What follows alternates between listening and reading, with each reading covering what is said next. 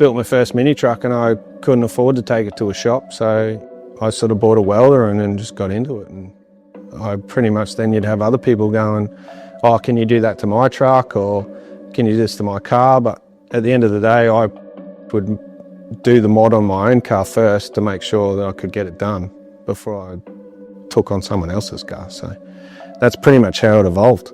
And I found that there wasn't really anyone doing parts online that you could get the same from a shop. So instead of going to the shop and paying for them to build you a car, you could actually get the same parts and do it at home. And I think that's where it started. So all the stuff that we have on our website, we've designed and we actually use predominantly most of the time during the day. So if there's any problems or whatever, or you're having issues with installing it, you just drop us a line and we can show you photos of how we've done it in the past. As long as the customer's got a plan of what they want, and then you sort of work with them and involve that plan over time and build up that relationship, and then produce the outcome that they're after.